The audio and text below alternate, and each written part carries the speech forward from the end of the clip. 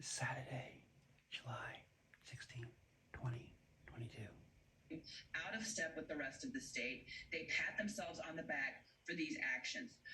Katie, the next bill that they're supporting is one that stops abortion at conception, bans IUDs, bans in vitro fertilization. When asked about specifically a hypothetical about a 13-year-old getting raped and would they have to carry the pregnancy to term, the representative that's in with Dave Yost and Mike DeWine said that pregnancy was an opportunity for that young girl. This is what Dave Yost thinks. He's gotten caught, just like Mike DeWine. Mike DeWine's comment back on this issue is 2 words, no comment. When before they were saying that the young girl did not even exist. Yeah, Nan, they had a lot to say, could run their mouth, and then when the truth comes out, they suddenly don't have anything to say. I wanted to quickly talk about Indiana's state attorney general.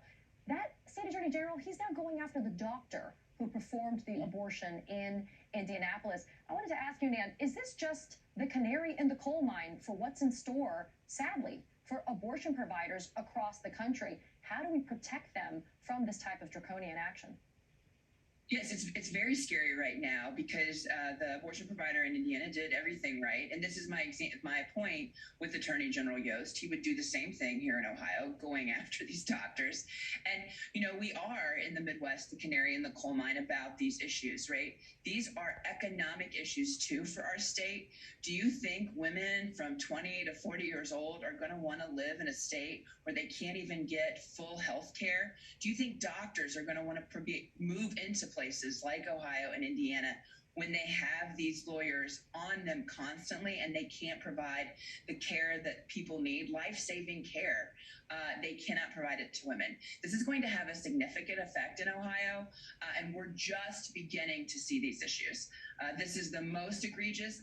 We've had in the past, in 2020, over 50 abortions that have been documented of children. So this isn't going to stop. And for these men to think that this isn't a repercussion of what they've done, this is their choice. This is what they've done to women and girls across Ohio, and it's going to continue to get worse. Nan, yesterday the House passed 2 bills, the Women's Health Protection Act, which would codify abortion rights protections into federal law, and the Ensuring Access to Abortion Act, which would protect a person's ability to travel across state lines for purposes of obtaining an abortion. What happens to American women when these 2 bills, sadly, inevitably fail in the United States Senate? Look, the Supreme Court made it clear that this is a state's issue now, and that's why we're super focused on what we can do in Ohio, why this governor's race is so key. Abortion is on the ballot this November in a very real way in Ohio. And it's why we have said, as soon as we're elected governor, we're going to move to codify this by putting it in the Ohio Constitution. So no matter who's the legislature in the future, no matter what extremists come into office here in Ohio 15, 20 years down the road, even, we will have women's rights protected in the state of Ohio. And I think that's what we're going to need to do is get into that level to protect women's choice, because the Supreme Court has completely changed with Roe and moving it into the states. Sadly, I think that's what's going to happen, but it makes these governor's races, including the Ohio governor's race, really, really important for women's access to women's rights.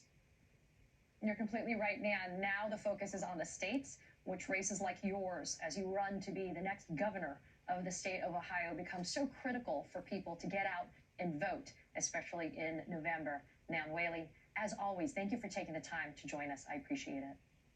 Thank you, Katie. Coming up, it is the question on everyone's mind: who's following the January 6th investigation? Will Donald Trump or Mike Pence actually testify before this committee?